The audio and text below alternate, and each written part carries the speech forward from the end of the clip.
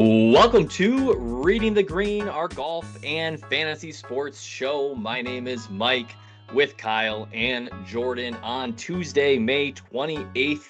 This is episode 111, the Canadian Open preview with a little bit of PGA Championship. Maybe we were off last week. We also got the Chuck Schwab at Colonial. So lots of stuff to catch up on. And Kyle, I want to go back 2 weeks to the patio pod. It's the last time we were on.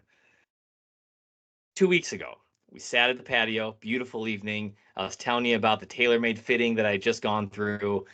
And we kind of concluded with you saying, guys, you know what happens later this week? I got my first golf lesson. And so we were off last week, so I didn't get to hear about it on air. But do you maybe want to just start with how the golf lessons are going? Sure, Mike. First off, there's probably some out there that were like, what the heck you doing starting this endeavor 4 weeks prior to your big golf trip at the US Open.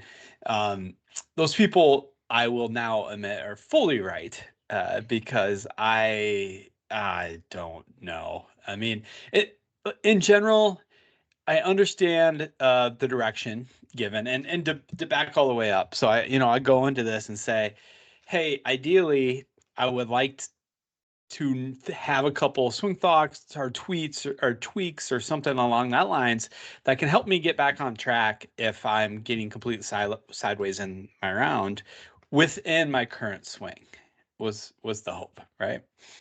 Reasonable. After about 6 swings and taking some videos, she's like, no, we got to burn it all the way down. In the general premise for those that have never golfed with me is I have a long backswing. I wrap myself up pretty good, and I understand it. It's like his point was like, to get more consistent, you have to shorten your backswing. But you do so many other things because of your current long backswing with, my wrists and not turning as much as you would like, and some other just general movement in my lower body specifically. And then the swing path, all that creates that if you just tried to tweak one or two things, you would be worse off. So let's see if we can go all the way to the bottom, shorten your backswing, get a couple of the other movements out, and making this a simpler swing, which makes all the sense in the world. But I can't pull this off in a month. Well, I think that was maybe the ambitious part, was that Mm-hmm. you would have gone 20 years with a golf swing, taken like 3 lessons, and then go on a golf trip and be awesome. And obviously, like, how many times have you hit the range in between your lessons? I've worked very hard, actually. So I went to the backyard range going.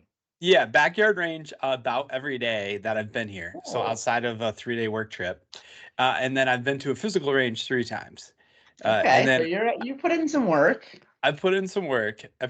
And I would stick with it if I could. Like, it wouldn't matter as much what I shot on the trip as if I could hit a ball. That's the problem right now. Well, what I said to Kyle Jordan was that first of all, I offered to sort of be his psychological coach through this, because it's really hard, and I've been through this a lot, and it's like hitting rock bottom. Like, it's a long process, especially when the advice is to burn it to the ground. And so, no, it's not going to get fixed in a month. And so what I said was, if you can compartmentalize and have your course swing so that you can at least have fun hitting the ball, and then all the other stuff so that you can at least have interesting practice, then you can do that for a while you kind of learn. But no, it wasn't going to be magic. And so I think the text yesterday was, I said, guys, 16 days until we go to the US Open. And your response, Kyle, was exactly, that means I have 15 days to forget everything I tried to learn in the last 3 weeks. Exactly. I would and granted, I almost exclusively hit an 8-iron for 3 weeks, right? Of trying to go through this until I actually played around on Sunday. I hit so many toothless floaters about 30 yards down, 30 yards out and 20 yards to the right. I had to give up. Yeah. I'm looking forward to you being Mike's permanent gambling partner down in North Carolina. So I know. played on Sunday, and I tried to use some of I thought I could take your advice, Mike, at least off the tee and with driver and like my 5-wood and hybrids, and go keep my normal swing and just focus on doing it with the irons, since that's what I've Sure. been practicing with.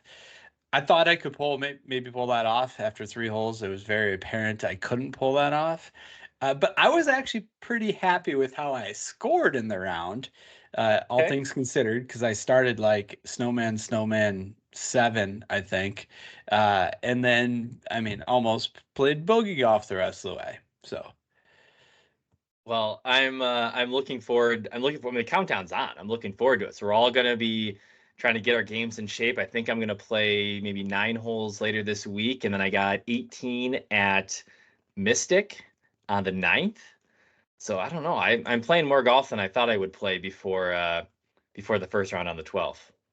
I think he's trying to sandbag on us, Jordan, because didn't he say like 2 weeks ago, "Oh, I'll have got my first round? first 18 of the year out Yeah. there"? Uh-huh. I know. It's I don't have enough preface. I don't have enough rounds to get my handicap up. We already got Buke 0125 trying to work strokes off of us. So this guy over here. I can't Yeah. believe that, but we'll see when we get down there. We'll figure out a way. I'm starting to get like it's all falling into place. We got a number of listeners in the RTG community that are going to be joining us down at Pinehurst, and the house is going to be filled up. I don't know if we'll have people sleeping on the floor, but it's starting to feel real. And I opened up. I'm like old school. I get a Golf Digest magazine, but I opened it up and I saw they have their Pinehurst preview. And in here, um, besides this wonderful underwear model there that I just randomly opened the page to, um, Randomly. yeah, exactly. No, Mhm. I should have bookmarked this, but you had one of the writers here. I'll get the name as soon as I find it. This is by Derek Duncan. It says my favorite Pinehurst area courses ranked. He has 10 of them, I think, or 11. And I was like, ooh, like what's gonna, because this is his favorite Pinehurst courses. So number one obviously is Pinehurst number two. Number two, Tobacco Road.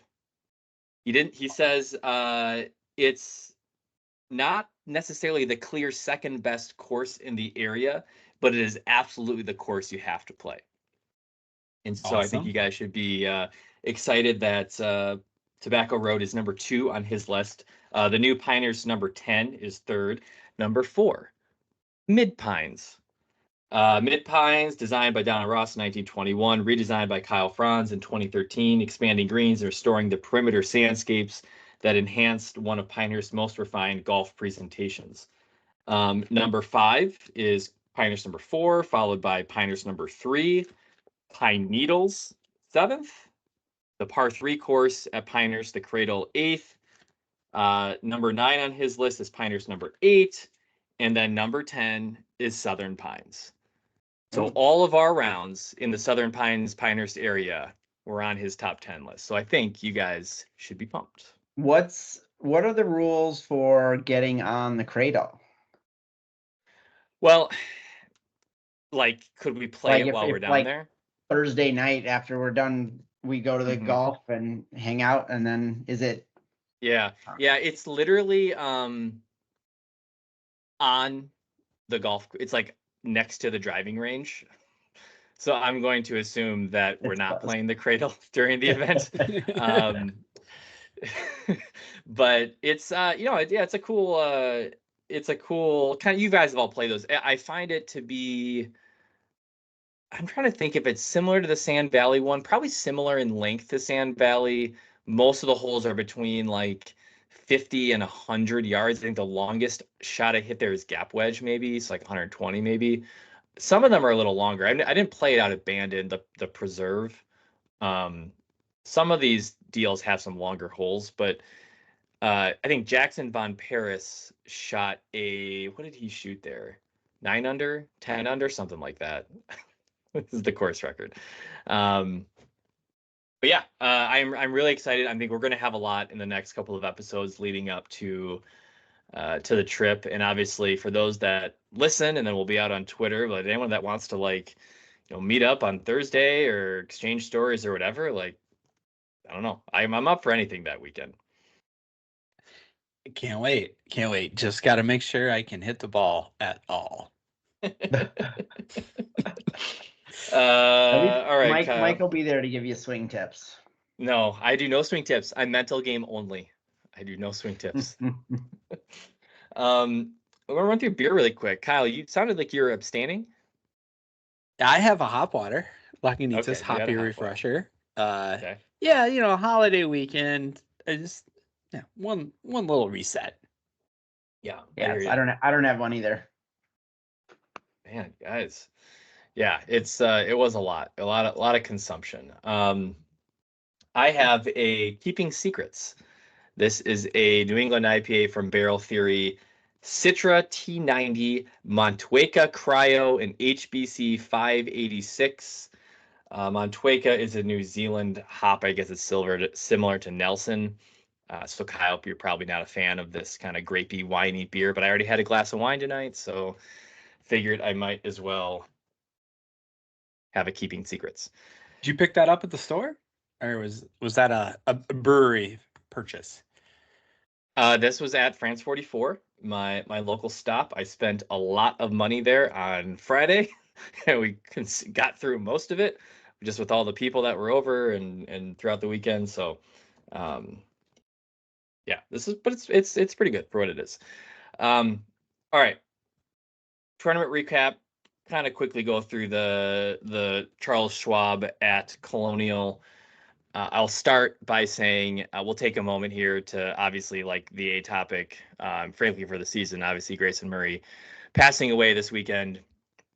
And as we were talking pre-pod, I don't think any of us are fully equipped or comfortable kind of speaking eloquently on mental health issues. And obviously, this whole situation sucks. And it's hard to process, I think, for a lot of reasons.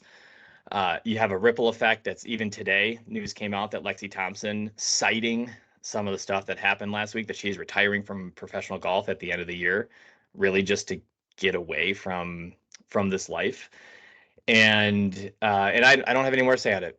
It's shitty, and that's what it is. And I think what Kyle, you said something along the lines of whatever it takes for you to get right, whatever you need, be in touch with that. And everybody's different.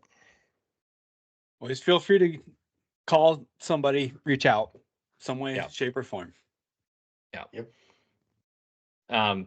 So on Saturday, just as that had sort of consumed the media cycle, the golf tournament was still going to go on. We texted that felt odd that they were going to do it, but it also would feel odd that if Grayson's family said play the golf tournament and then Jay Monahan unilaterally said no, we're not, like that would have been weird too. So, they play the golf tournament. So I put the agenda together for the show, and I thought it was awesome that Scotty Scheffler chased down Davis Riley, closed a 4-shot deficit on Sunday, and ran away by 3 strokes, got a stingray, and got out of town. And that is not what happened by any means. Somehow Davis Riley won this golf tournament by 5 strokes, despite playing in the final group with Scotty Scheffler on a golf course that actually was playing pretty hard. Guys were getting decimated out of the gate Sunday morning. It was blowing. This is how windy it was. I was working out and I had the golf on early. Brian Harmon hit a 351-yard drive on the first hole. It was playing straight downwind, so I was curious, like if any of the guys like really, really bombed it. But 351, he made par. It was a par 5. In that he ended up blowing up totally that day, as did Kyle. A lot of my guys. I had some really good lineups after 54 holes, and just total trash on Sunday. I was with you there, especially Harmon, for example, somebody I was heavily on this week. I mean, how didn't we see Davis Riley coming? I mean, he only had missed more cuts than having top 30s since the Players. Yeah. 300, that's got to be the longest, obviously the longest this year. And he's a guy that, like, I don't know, everyone thinks he's better than he is, or he's playing worse than he actually is, but he had a couple close calls last year, wins the Zurich with Nick Hardy, and yet he's done literally nothing all year and comes out of nowhere. I've actually bet him quite a bit last year. I hit him on first round leader a time or two. So I think I've always been someone that thought the talent was there with him, and the results didn't match up. But hey, you stared down Scotty, would have beat him in a head-to-head matchup just from a scoring perspective on Sunday. Yeah. It's freaking impressive. It's fair to ask if Scotty is, we know that something happens come mid-May with Scotty every year. I don't know if this is it, but Cinco de Mayo, got him. yeah. I think that's when his kid was born. I mean, that's the other, and I know we tweeted this out, but he seems like a different person. He's been to jail. He's complaining about perfectly fine greens. He is just short-tempered new dad to the max. Yeah. RTG Listener League. Things were pretty close. T Nash finished third last week, finishes first this week, followed by Kins Mobile 1. And I finished in third. I did not deserve it. With a 4-6 lineup, I did not deserve it. But Scotty, I think I was one of a few people in the pool that took Scotty, so I think that helped me out. I didn't realize you were 4-6 and got there. That was one of my lineups. Only by a couple points. In RTG that was sitting much better on Friday and Saturday than it ultimately ended up. I was 5 of 6 everywhere. Didn't get any. I was close to a couple sixes. Just it had a lot of guys missed by one stroke. Mm-hmm. Well, we had a lot right. It's so you had a lot right. Colin, Scotty, Sepp. Then we had literally anybody under AK that we were trying to hit on with the model, Batia, Eckroat. He was a little further down. English, Putnam. We just had a bunch of value plays that just really flamed out. I don't know what I was doing being on Batia this week. That guy only seems to pop on Florida golf courses when there's a lot of birdies flying, but things must have got a little too tough for him this week. Started to bend a little bit in the Sunday wind. Davis Riley wins at -14. Our top contributor of the week, Hans Gievers over at Sports Chat Place. No real top finishers, but if you wanted to kind of get 3 cheapies in, Seabez, Lee Hodges, Thomas Dietrich, and then gutsiest play goes to Sam Smith over at Stochastic with Adam Scott. Jordan, what's the latest in one and done? Not a lot of movement going on. I think we have, 5 people had Keegan or Scotty, so they got $800,000. Doesn't change the overall standings much. Buick is got a $2.5 million lead right now. Wow. Over me in second. Thank you very much. And then I've got another $1 million lead over the next kind of 3 people. But yeah, and then you guys 11th and 14th make it up round. You guys might get to 10 digits. No. Yeah, I think Buick is gonna have to give us. Maybe the deal should be we get a stroke for every million that he has on him. So, I'm back by 7 mil. I'll gladly take 7 strokes. I think that's fair. Yeah, good luck with that one. I think we're all going to need to give Kyle about 17 strokes. At least. You know what? I'll tell right now. I will give Kyle 17 strokes. That sounds good. Yeah, that's true. Yeah. You need to give him 27. See, maybe I'm just pulling a fast one on you guys. Some guys go take lessons. Actually seen it. Yeah, some guys go take lessons and show up at a golf trip without telling their buddies they took lessons, and it's all part of the mind game. He did send me one video, and the swing looked pretty good. So I don't know where any of this is coming from. Last thing I'll say on quick update, and then we'll get over to the Canadian Open Survivor Reloaded. So 2-week update since we were off last week for the between the PGA and now PGA. We went Rory and Brooks.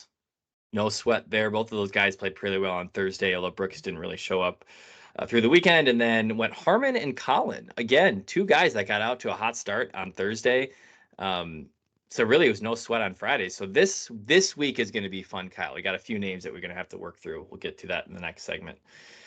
Down to 12 guys, I think, 10 or 12. So I think this week could be a tough one. This is a big week because there's I can't imagine many people got Rory left. We'll get to it. It's gonna be sweating this one. All right. The RBC Canadian Open. This is a rotating national open across a number of courses in Canada. Last year, we had Nick Taylor winning at Oakdale. Dramatic fashion, sinks a 72-foot eagle putt on 18 in the first hole of a playoff to win in sudden death. Just absolutely electric. Adam Hadwin gets tackled by security. We've all watched that video 1,000 times. I'm not sure how the Canadian Open can be literally any better than that golf tournament ever. So for me, this is a good week to just kind of start bridging my way to the U.S. Open. And don't forget last year too, all the drama with the announcement the day before, right? And this leadership just showing up on CNBC. Because this was a week later. I think the flip-flop with the Memorial would have been this weekend, which I maybe I missed this. Have we been intentionally putting signature events next to the majors to try to keep the good players together for the 2-week periods? Did I just miss that was a guiding principle of this whole thing? I don't think it's been verbalized, but that's okay. Certainly but that's what they've done. Happening. Yeah. Okay. All right. Well, we have played at Hamilton Golf and Country Club, the Canadian Open, in the past, not since 2019, but Rory won by 7 strokes back in the last time the tournament was played here. So full field event, top 65 in ties. Kyle, we're talking a little bit pre-pod. It feels like a lot of mixed opinions on what gets it done at a golf course like this, which I can only attribute to just not having a ton of data and not a lot of reps here. So any lean on what to follow? Yeah, you're right. And I think part of that too, what's driving it is there was a renovation done, not as extensive as last week's, but there was some renovations under this course too, since people saw it last. So it is a little bit all over the place. So just to run through some of the opinions out there, if you listen to Jeff Feinberg and Pat Mayo's pod on Monday, their betting pod, they were kind of leaning more into the precision off the tee play, especially if you go back and look at that last leaderboard after Rory. There was a lot of accuracy from driver guys, and then short iron throwing darts. And then, but you look at Rick Rungood and EPAT, he also had a Twitter thread on this. They were looking at length a little bit more, I would say. If you look at some of the renovations, if you carry 300 yards off the tee, you carry over most of the trouble. And then last or third piece there would be Andy Lack and Matt Gannon. We like following Matt Gannon a lot this year. They had a co-pod out this week.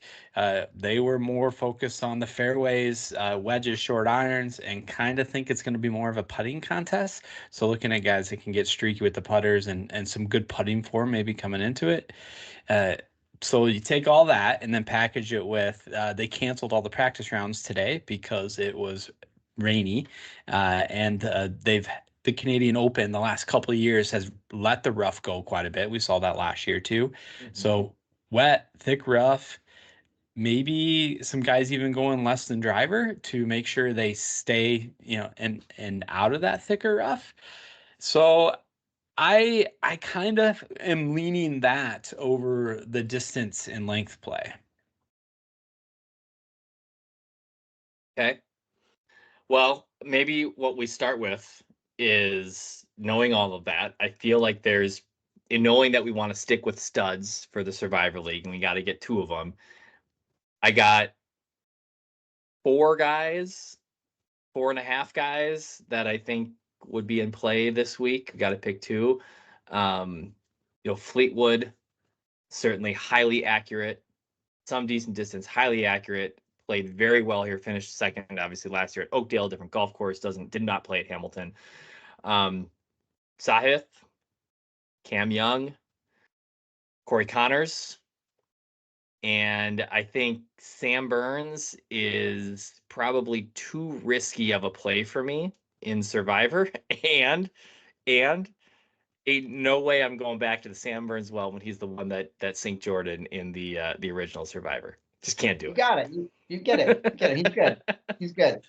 I agree. And my thoughts on this changed since we talked a little bit about it this morning, the first go around. I actually think your first click is somebody you didn't even say there. Really? Alex Noren. What? Okay. Been a cut making machine. Yeah, who does, just a little teaser, does lead the way and mention share in the model at this point. He's $9,900 this week, 53% mention share. He has not missed a cut since the Fortinet September. He has 4 top 10s and 8 top 20s in that time frame. So I like him from a DFS perspective this week as well. Rick Rungood's only showing him at 12% right now, which kind of seems crazy to me. Maybe that's a lineup construction thought process with people starting with Rory. But I mean, you're not going to. Yeah. You're not gonna find the safety with some of those other guys. I mean, Kim Young and Thigala, when I was thinking more of a distance play, I kind of like that one. But I'm thinking my lean now would be Noren and then Fleetwood as you. Yeah. I think Fleetwood is he's been playing well lately, as he played well back at the Masters. He to me, there are very few guys that are as accurate as he is, and as you just said, it's going to be very wet out there. Keeping the ball out of the rough is going to be really important. He does all the things right, and he putts well enough to compete, even if guys are going semi-low. Sahith, I want to play. I probably will play him in DFS. The putting upside this week, I think, is intriguing, but to me, that's a good, and again, he's going to be mid 20s% ownership. So it's not like you're getting him as a leverage play, but as a pivot off of Rory, I do like the Gala, but we're looking for safety, and I want guys that are just making cuts right now. I'm not taking Mark Hubbard, that's for sure. I know you're a big Hubbard guy, but I like it. So I could go Noren Fleetwood. I already got Fleetwood clicked in. I do think Connors is in the mix for low Canadian this week, but we'll take all of that and see where we land by Thursday. Yeah, I mean, and having Noren take you down would be a little bit painful, but it's not like you're leaving a big gun out there. But you just look at mid-cut equity for these guys have had. I mean, Fleetwood, he missed the cut of the Travelers last year, and then the only other missed cut since is at the API this year. That's just that's crazy. He's been very good. Right? So he's been very good. It's a statistic play, I believe. Yeah. All right. Well, what do we got? What do we got for the DFS model?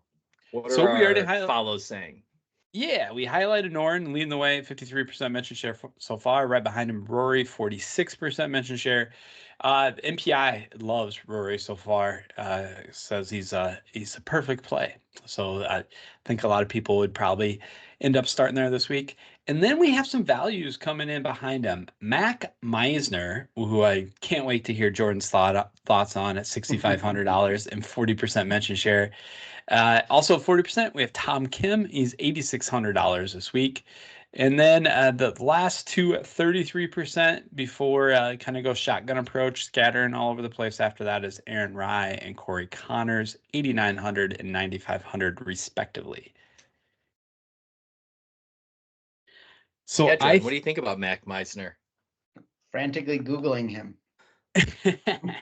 Yeah, no, you're not. I did. He's sponsored by Insperity, whatever that is. Yeah, he's 100th on the FedEx Cup standings right now. How is that possible? I have no idea. I don't know. Has he played in a tournament? Yeah, he's been playing all right last couple of weeks, actually. Yeah. Kind of sounds like a rapper. I'll give you that, Jordan. 2 top 10s. Yeah, no idea. So old Mac Meisner, 6,500. So we already talked about Noren. I am in on him this week, especially if he sticks at that lower ownership that Rick Rungard currently projects. But my value play is actually slightly down further. And this has a funny angle to it as well. So Chandler Phillips coming in at $5,900, 20% mention share. MPI is pretty strong so far, but I was really confused when I looked at his player profile and it said he was 54 years old, from College Station, Texas. So was a little surprised there and had to do a little bit further digging because I've seen this guy on TV. I'm like, how in the world is he 54 years old? He's not. He was born in the 90s, 1996 to be exact. But he had a T3 at Valspar, a T12 at Schwab. He's made 7 of the last 9 cuts. You can do a lot worse for $5,900, and he's pretty much gained across the board an approach outside of the RBC, and has shown the ability to have a pop putter. I mean, he gained 3.5 strokes putting last week. I am all in on Chandler Phillips this week. I actually don't even think, just given where the salaries are, I don't think you really have to go to the 5Ks. I'm all in on Chandler Phillips. The problem is that we were all in on Chandler Phillips for the RBC. And we said things like, man, this dude has the chance to be double digits on approach. He was double digits on approach at the Cognizant. He was double digits at the Amex. So, hey, I think he was bottom of the barrel at the RBC, and he finished T55th in a 62-person event. So I'm going to forget that happened, and I'm going to just go back to the same stat profile, which says he has the ability to do crazy things on approach, have great iron play weeks. He's not incredibly long, but he is pretty accurate. And 5,900, sure. So Kyle, I'm backing you on Chandler Phillips. He was my value play as well. The next place I was looking is one of the guys we talked about already, Tom Kim. He's 8,600. And again, I guess it kind of comes down to lineup construction for you a little bit, but he has been pretty consistent. If you take out the Players Championship and Valero, when he had the weird withdrawal and then a cut right afterwards and maybe some injury concerns, you remove those from the equations. He hasn't missed a cut since the Amex. So that's 12 made cuts outside of the injury withdrawals there in a row. The only issue with Tom is his best finish is T18 in that stretch. But he's a guy that's won 3 times in tours, so we've seen that upside. He's won as recently as last fall, and it can kind of come out of decent form with him. I'm going to say it doesn't come out of nowhere, but he T20, T18, T6 in first with his win last time around. So then he's T47, T26, T24 coming here. I would like to see the approach numbers a little bit better, but the putter is usually the thing that pops for him when he's playing well, and that's been consistent lately. So hopefully he can find one of those pop approach weeks and climb up the board.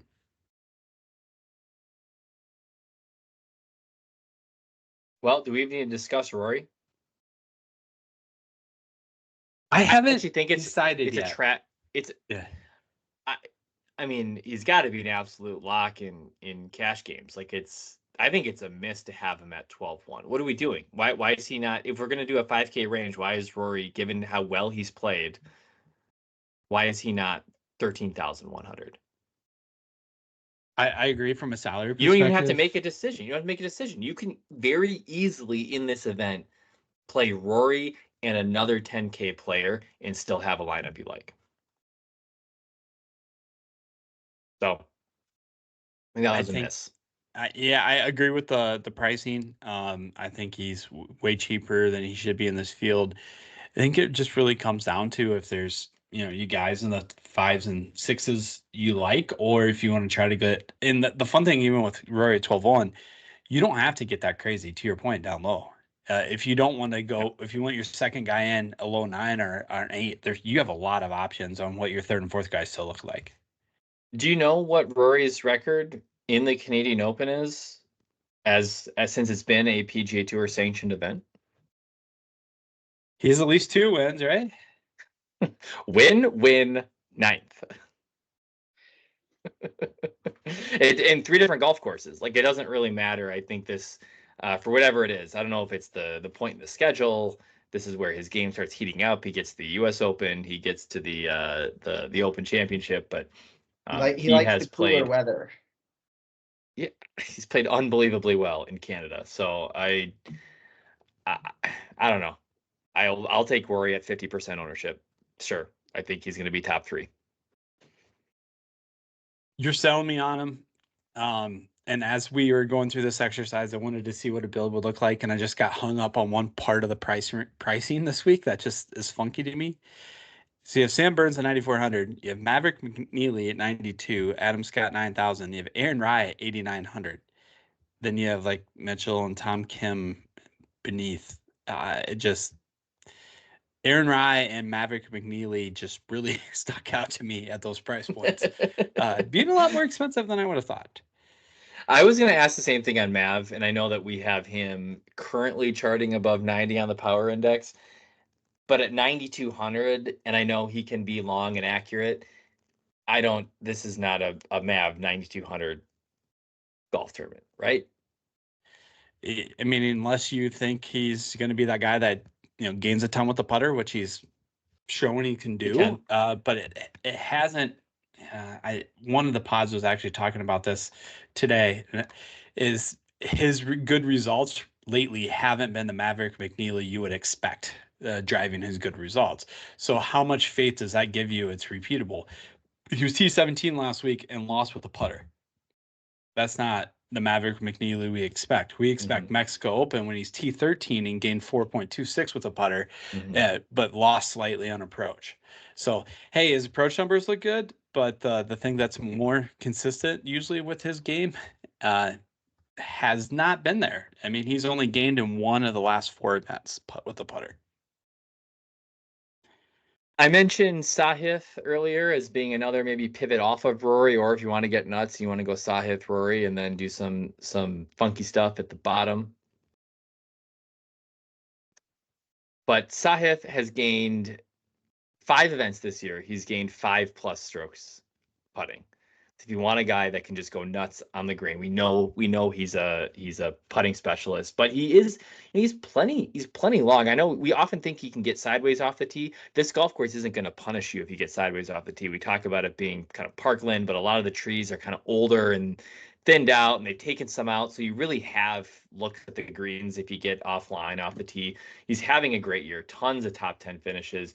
The only thing that I would say is you have, for some reason, again, I was asking, if you look at some of the course fit charts around the green play, this is the second most correlated to success course for around the green play. And I know we don't have a ton of data on this golf course. Sahith, for whatever reason, is one of the worst players around the green on tour.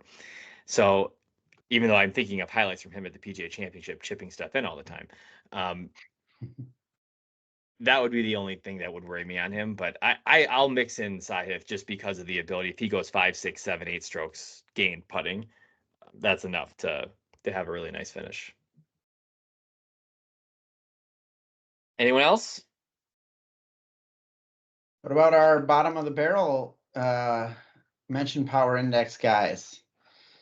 Henrik and a lady named Kelly Craft is playing. Feels like a very Canadian thing to do here. I don't think, is Kelly Craft Canadian?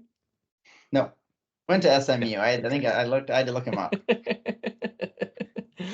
Yeah, I mean the guy though that, and I'm gonna pull up his event history here, not just course history. The guy that's charting pretty low, that I think has decent history at the Canadian Open. He does. Shane Lowry currently got him bottom 9 on the power index, and 20% share percentage right now. 43rd, 10th, 2nd, and 12th in his last 4 Canadian Opens. I don't have any problem playing Shane this week. The only problem is he's 10-1. I don't think he's my third favorite 10K play. So I had him on the potential eliminator list, but that putter can get sideways and scared me away. If the lost. Yeah, if the listeners are wondering why Jordan has even talked less than normal, it's because of the other game that's going on right now. I just wanted to address the elephant in the room. Timberwolves embarrass themselves. They're up at the time of recording. They're up by 5 at the end of the third quarter. So we're gonna try to wrap this thing up so we can just. I mean, they just play so bad. Like, I have no idea how they're winning this game. They play dumb. They it's been very frustrating series, and a Well, lot of what do it you is want? self-inflicted. Do you want to just be done with it, or do you want to see him play again at home? What do you want? Well, I kind of want them to be done because then the NBA has to wait over a full week before the next series starts. Because they schedule it June 6th, it starts no matter when. So there would be over a week with no games. Actually, it's almost 10 days, right? Pretty Almost 10 crazy. days of no basketball. Like, talk about Oh. losing all the casual Advertising? fans and all the that's the reason I kind of want them to lose. But there's no chance they come back. Like, they're Nope.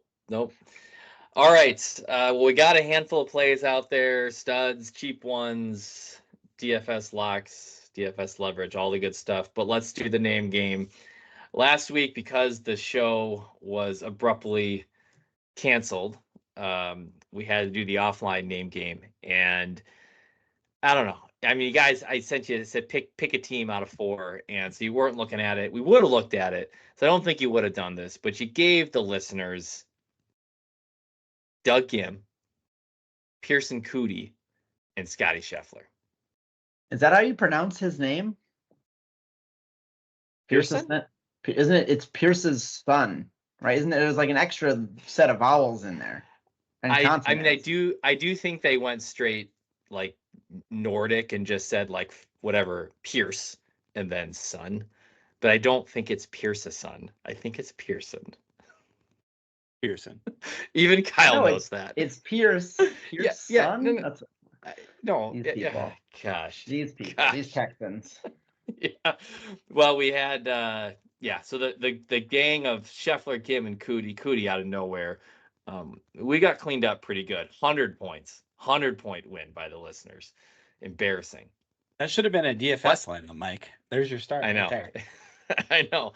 But we move on. We'll make up for it. Kyle and I, 7 wins on the year. Listeners, 6. Jordan, 1. So a lot of work to do by the time we get to the RTG Invitational.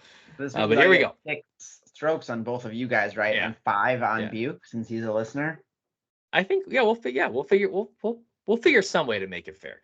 So here we go. I wanted to find something educational. This was one of those things, Kyle, like, you have an idea, and again, on short notice, I don't know that I pulled it off as creatively as I would have liked, but since we do like our beer on this show, and we talk about beer quite a bit, I thought, why don't we have the favorite Canadian beer of 12 different golfers? How many? Can you guys name a Canadian beer? Oh yeah, Molson, Labatt Blue. Okay, you named That's 2. all I got. Oh, yeah.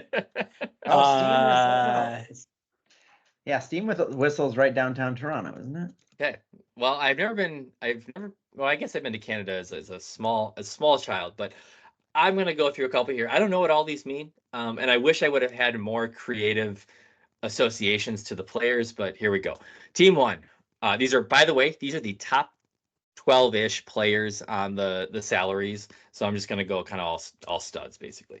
Team 1, Rory McIlroy, La Fin du Monde, the end of the world. I don't know, Rory, end of the world? Probably feels like that, maybe, in his household. Sam Burns, Blind Man. Eric Van Rooyen, Labatt Blue. He seems like a Labatt Blue kind of guy. Sahith Theegala, Du Ciel, Cameron Young, Sleeman, Adam Scott, Modite. Here, you've ever heard of any of these beers? These are top breweries in Canada. Nope. Team number 3, Shane Lowry, Red Rocket. I like that one. Corey Connors, Molson. He's a domestic guy. Maverick McNeely, Glutenberg. Maverick seems like a guy that doesn't eat gluten. That's why I did that one. Team number 4, Tommy Fleetwood, Big Rock. Alex Noren, Steam Whistle, and Keith Mitchell, Moosehead. My dad bought a lot of Moosehead beer growing up. That was the first one that came to mind when I thought Canadian beer. I would say once you said that one, I'm like, I should have been able to name Moosehead.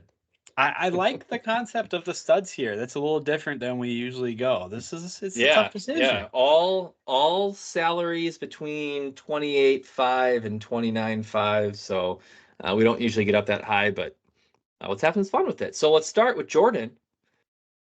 Which beer drinkers are you going with?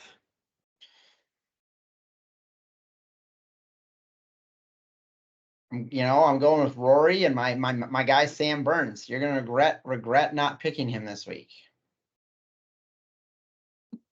And EVR. Well, yeah, of course, you got to go with your college classmate. Yep. All right, Kyle. That's probably where I would have started. I'm gonna go team 3: Shane Lowry, Corey Connors. I feel like they would be fun to have some beers with. Then Mav could just get a little weird, and you would learn something maybe, but I don't know how much beer he would drink. That's Molson Glutenberg Big Rock, by the way. Molson Glutenberg Big Rock. I'm gonna put it all on the line. Wait, hold on a second. No. You got Red Rocket Molson Glutenberg. Oh. I just want to make sure because I was going to put it all on the line with Big Rock, Steam Whistle, and Moosehead, team number 4. Fleetwood, Noren, and Mitchell with, I think as we decided, Fleetwood and Noren are the guys for the Eliminator this week. So going to double down there. And I wasn't going to try to say Sahith's beer. So. Fortunately, I have a child that's in a French school. So DUCL was I'm getting used to it. I'm learning. No, I would have not gotten close. So I'm guessing Rory and Sahith's beers are from Montreal. I don't know. La Fin du Monde I thought was I've had that. You'll see it in bottles with like a silver foil around the top. It's a whatever Lambic or Saison. Yeah. It's like a Belgian. I thought it was French. Obviously, it's La Fin du Monde, but I did not realize it's from Canada. Quebec. There you Quebec. go. Oui. All right, Kyle. I know we got 9.5 minutes left in the game. Jordan's got to get out of here. Do you have betting tips for people that have hung on this long? I wouldn't call them tips, probably more like things to avoid. But I was in Iowa yesterday, so might have dabbled. I got Mark Hubbard 80-1 for 1 unit. I do have a bet on Sahith, 20-1 for 3.5 units. And then Adam Scott, 35-1, 2.5. Don't love the number on Scott, but he heard a crazy stat today, courtesy of Mayo, that he has not missed a major since it was like 2000. It was a long time ago, 2011, I want to say it was. And he's currently not in the U.S. Open field. So what does he need to do to get in? Probably like back-to-back top 5s here. Or qual, won the qualifiers, and the Canadian one is on Monday, so that's kind of why they're popping here. But he has a lot of extra things to play for, so I went with that angle. Cool. Good stuff. Well, I look forward to talking to you guys in a week because there's so much more U.S. Open excitement to get out there, and it's starting to feel real as we turn to June here. But you can follow us this week on Twitter at RTG Podcast DFS for all your Canadian Open takes. Of course, on YouTube, Reading the Green, and any major podcast platform. We have new episodes out every Wednesday morning. And so we'll be back for the results of the RBC Canadian Open and preview the Memorial. See ya.